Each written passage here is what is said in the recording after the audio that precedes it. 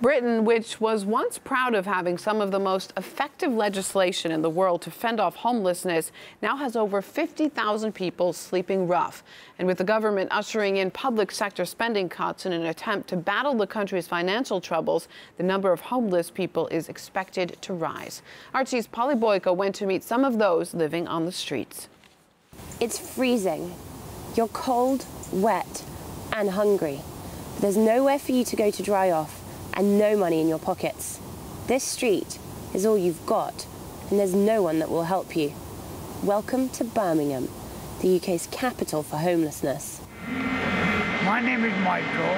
I've been homeless now for 2 years on the streets of Birmingham. In the city centre of Birmingham, I don't know how many homeless people it is, but it is a hell of a lot.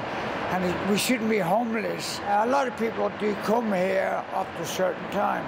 Underneath it, we have got a car park where people sleep all over the places.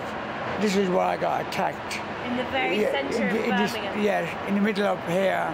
Michael is by no means alone. In fact, the number of homeless people in Britain has skyrocketed by 25% since 2010, reaching 50,000 people in 2012, the biggest spike in the city of Birmingham. You don't know who could be going through your pockets, who could be walking past you. I mean, you could be sleeping next to a wall, some druggie could come up, throw up all over you. I mean, it's horrible. And the coldness is stupid, especially this time of year. We had to go about 3-4 days with nothing to eat. 21-year-old Matt fled his family home where he came to blows with his stepfather.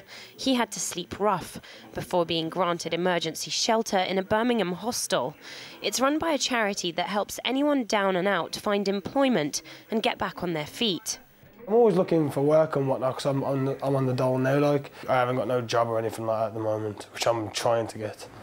It's Daniel's second stay at the hostel in 3 years. After growing up in and out of foster care, he struggled to keep a roof over his head. You've got to do whatever it takes to find somewhere to sleep, find money, help and support.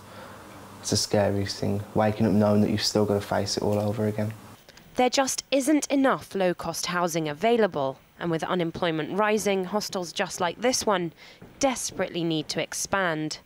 The figures from the local authority of people presenting as homeless have increased on average by about 400% a month. For the growing homeless community, squatting in one of the city's 12,000 empty homes used to be an option. Not anymore. Just before the winter set in, Westminster upgraded squatting from a civil matter to a criminal offence. Predictions that it would translate to more rough sleepers on the streets came true. There are a lot of deprived areas in Birmingham. There are a lot of people that don't have work in Birmingham, and I suppose with it being such, at one time, an industrialised centre, there are working class families, but those jobs just don't exist anymore, so I suppose that the poverty is just sort of breeding further poverty. And there is a big mix of people in Birmingham. The population's expanding, the housing stock isn't. You know, it's reached that point where it's just spilling over and can't cope anymore. And with more government budget cuts kicking in after April, many more Britons are predicted to slip through the net as the housing crisis escalates. Polly Boyko, RT, Birmingham.